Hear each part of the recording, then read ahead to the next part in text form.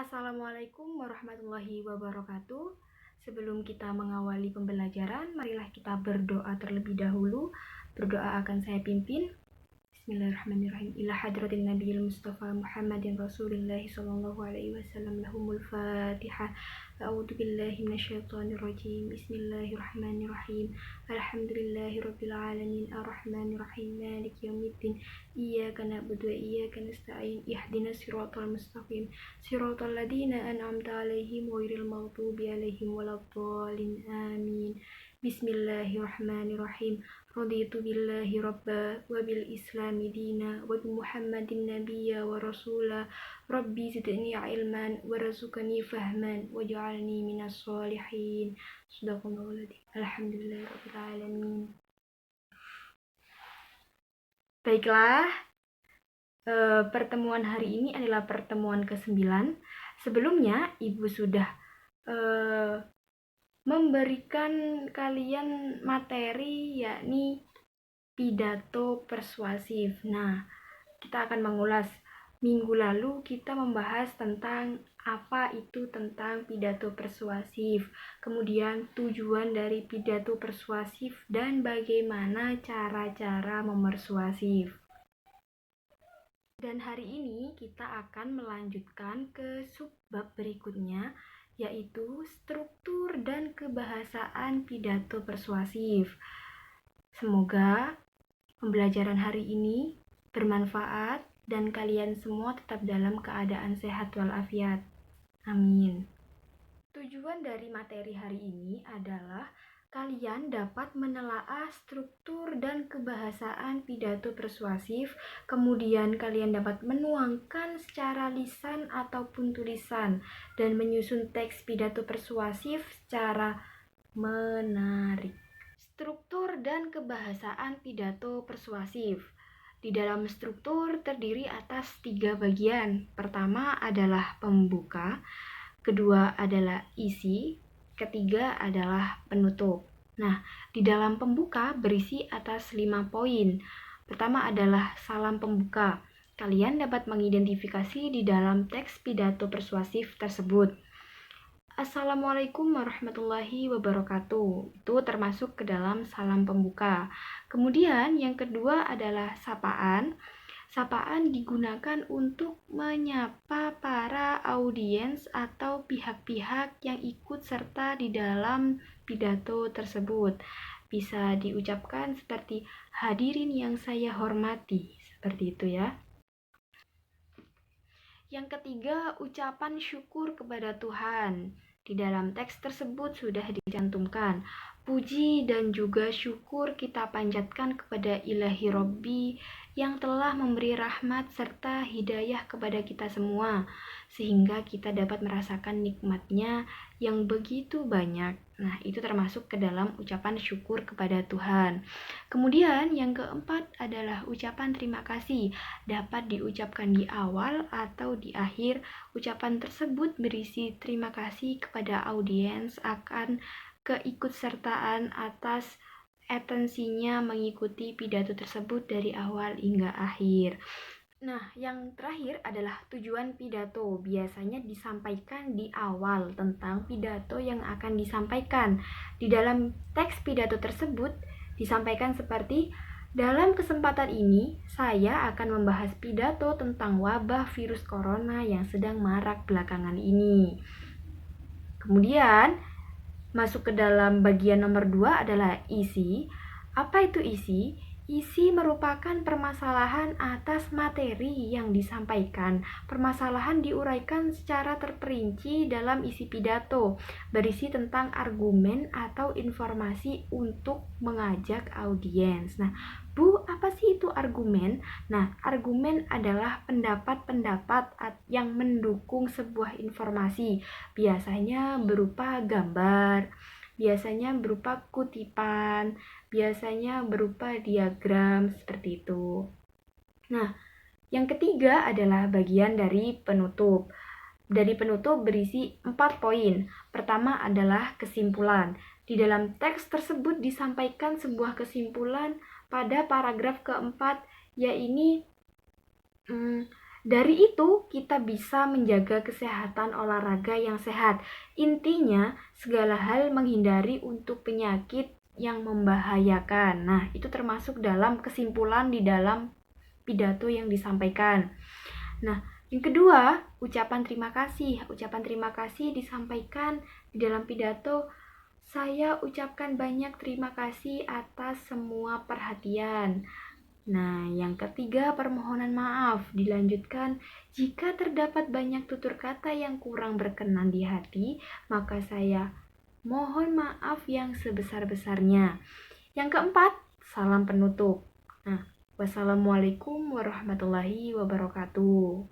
Seperti itu. Kemudian masuk ke dalam ciri-ciri kebahasaan pidato persuasif.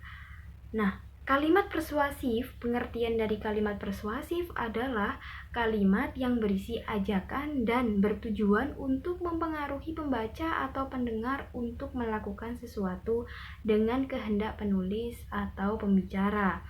Ciri-ciri dari kalimat persuasif ada 3. Nah, bertujuan pastinya membujuk, mengajak, dan mempengaruhi seseorang. Biasanya menggunakan kata ayo, mari, hendaklah, marilah. Masih banyak lagi. Kemudian menggunakan tanda seru yang bertujuan untuk memberikan semangat atau ajakan. Contohnya, mari hindari COVID dengan menggunakan masker dan menjaga jarak. Kemudian konjungsi.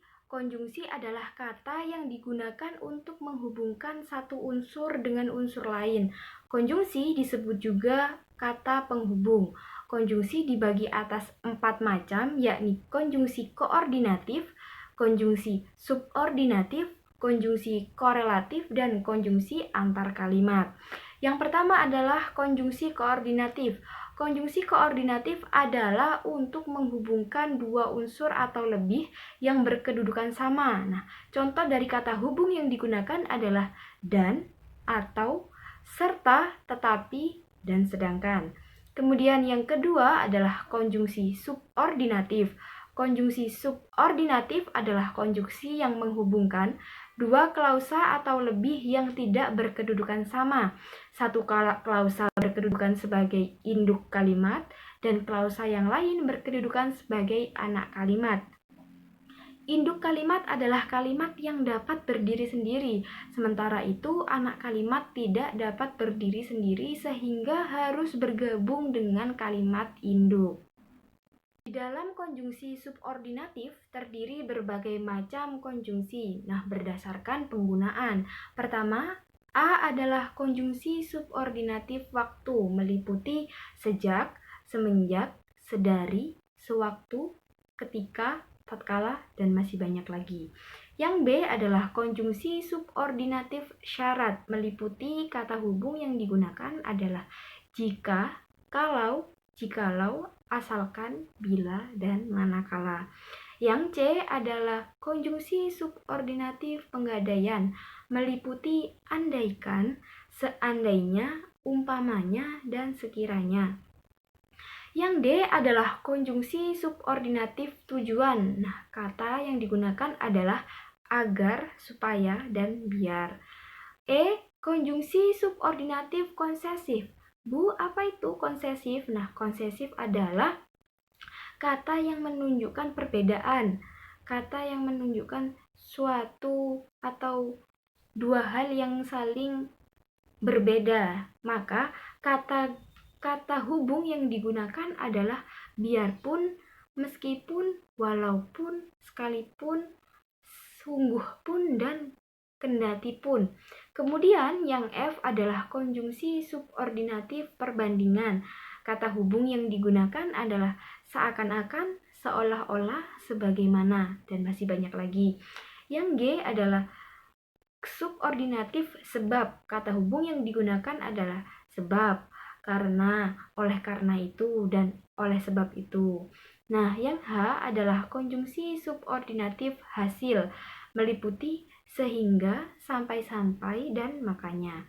Yang I adalah konjungsi subordinatif alat, dan kata hubung yang digunakan meliputi dengan dan tanpa. Dan yang J, konjungsi subordinatif cara meliputi dengan dan tanpa. Nah, yang K, yang terakhir dari konjungsi subordinatif adalah komplementasi, yaitu bahwa. Nah, yang ketiga adalah konjungsi korelatif. Berbeda dengan konjungsi koordinatif, konjungsi korelatif terdiri atas dua pasang kata hubung. Contoh konjungsi korelatif adalah baik titik-titik maupun. Nah, akan Ibu beri contoh seperti ini. Baik pelajar maupun orang dewasa harus menggunakan masker saat keluar rumah. Seperti itu. Yang keempat adalah konjungsi antar kalimat. Konjungsi antar kalimat adalah konjungsi yang menghubungkan kalimat dengan kalimat. Konjungsi antar kalimat terletak di awal kalimat. Konjungsi tersebut diakhiri dengan tanda koma untuk memisahkan dengan kalimat yang menyertainya. Konjungsi antar kalimat ini terdiri atas beberapa bagian lagi. Yang A adalah konjungsi antar kalimat pertentangan. Kata hubung yang digunakan adalah akan tetapi, biarpun demikian, sekalipun demikian, walaupun demikian, dan masih banyak lagi. Dan yang B, konjungsi antar kalimat waktu meliputi kemudian, sesudah itu, setelah itu, sebelum itu, dan selanjutnya. Yang C, konjungsi antar kalimat penambahan. Kata hubung yang digunakan meliputi tambahan pula, lagi pula, dan selain itu. Kemudian yang D, konjungsi antar kalimat pembalikan, yaitu kata hubung yang digunakan adalah sebaliknya. Yang E, konjungsi antar kalimat keadaan meliputi sesungguhnya dan sebenarnya. Yang F, konjungsi antar kalimat penguatan meliputi malahan dan bahkan. Yang G, konjungsi antar kalimat keeksklusifan dan keinsklusifan, yaitu kecuali itu. Kemudian yang H adalah konjungsi antar kalimat konsekuensi. Kata hubung yang digunakan adalah dengan demikian. Yang I, konjungsi antar kalimat akibat. Nah, kata hubung yang digunakan meliputi oleh karena itu dan oleh sebab itu. Sebelumnya, Ibu akan memberitahu, sebelum kalian membuat kalimat, Ibu harapkan kalian membaca beberapa konjungsi subordinatif dan konjungsi antar kalimat, karena di dalamnya itu ada bagian-bagian, ada kata hubung yang digunakan berdasarkan penggunaannya. Kalian perlu memahami dan membaca LKS-nya. Nah, masuk ke dalam gagasan pidato persuasif. Pertama adalah menyusun pidato persuasif. Sebenarnya dalam struktur penulisan pidato tidak jauh berbeda dengan pidato pada umumnya. Terlebih tujuannya adalah untuk memengaruhi, mengajak, dan membujuk pendengar. Dan karena itu, dalam menyusun sebuah pidato persuasif, susunlah terlebih dahulu pokok isi pidato tersebut. Pertama, A adalah menentukan tema. Tema merupakan landasan dasar dalam membuat pidato. Yang kedua adalah B, menentukan pokok-pokok isi pidato. Pokok-pokok isi pidato ini sebelumnya harus ditetapkan agar saat digunakan untuk menyusun argumen tidak harus tertata dengan rapi. Kemudian menyusun kerangka pidato persuasif. Kerangka berhubungan dengan struktur pidato persuasif. Oleh karena itu, kamu dapat melihat dan mengingat-ingat kembali struktur yang kamu pelajari di pelajaran sebelumnya. Nah, sebelumnya kita kan sudah menyusun struktur. Ada 3. Pertama adalah pembuka, kedua adalah isi, ketiga adalah penutup. Kemudian yang D adalah mengembangkan kerangka menjadi teks pidato persuasif yang utuh. Kalian bisa membuat strukturnya dan menggunakan kata-kata yang baik dan benar, bahasa yang baik dan benar. Kedua adalah mengungkapkan pidato persuasif secara lisan. Pengungkapan pidato secara lisan disebut berpidato. Banyak aspek yang diperhatikan sebelum berpidato. Setidaknya seorang pembicara harus menyiapkan materi dan mental sebelum berpidato. Nah, pengertian dari pidato adalah merupakan kegiatan berbicara di depan banyak orang. Pembicara akan menyampaikan gagasan-gagasan secara lisan di hadapan orang lain. Yang perlu diperhatikan adalah persiapan sebelum berpidato. Nah, sebelum berpidato, seorang harus mempersiapkan diri terlebih dahulu. Pembicara harus mempersiapkan materi pidato dan pengetahuan tentang apa yang akan disampaikan. Persiapan materi pidato meliputi topik naskah dan naskah pidato. Persiapan pembicara mengenai pendengar berkaitan dengan kemampuan pembicara menarik pendengar dan apa yang akan diangkat, apa yang sedang booming, apa yang sedang terjadi di saat ini, seperti itu. Di dalam mempersiapkan materi pidato, kalian harus memperhatikan langkah yang perlu diperhatikan. Menyiapkan materi pidato, yang pertama adalah mengumpulkan bahan-bahan. Nah, pembicara harus mempersiapkan bekal yang cukup untuk berpidato. Bekal yang digunakan pembicara dalam berpidato adalah materi pidato. Pembicara harus mengetahui topik yang akan disampaikan. Pembicara juga harus mengumpulkan materi sesuai dengan sasaran pendengar saat menyampaikan pidato. Nah, yang B, membuat kerangka pidato. Sebuah naskah pidato perlu dibuat. Kerangka pidato itu perlu dibuat karena berisi tentang pokok-pokok pembicaraan yang akan disampaikan. Kerangka yang dibuat harus teratur, tertata, dan berstruktur berurutan, dan juga sesuai dengan kaidah penyusunan pidato. Kemudian, persiapan mengenai sang pendengar. Persiapan pembicara mengenai pendengar dengan cara memahami sikap pendengar, dan beberapa sikap pendengar yang perlu diperhatikan adalah kita perlu mengetahui minat. Nah, minat merupakan keinginan seseorang terhadap sesuatu yang bersumber dari dalam hati. Seseorang pembicara harus dapat menumbuhkan minat pendengar. Cara menumbuhkan minat pendengar adalah membahas materi sesuai dengan kebutuhan pendengar. Yang B, perhatian. Keberhasilan pidato ditentukan adanya perhatian dari pendengar. Pembicara yang baik harus dapat meraih perhatian dari pendengarnya. Pembicara harus menguasai ilmu berpidato untuk menampilkan pidato yang baik sehingga pendengar menaruh perhatian penuh kepadanya saat berpidato. Yang C, pengetahuan dan pengertian. Pembicara yang baik harus memiliki pengetahuan yang luas serta sikap pengertian cakap agar isi pidato mudah dimengerti dan menarik perhatian dari pendengar.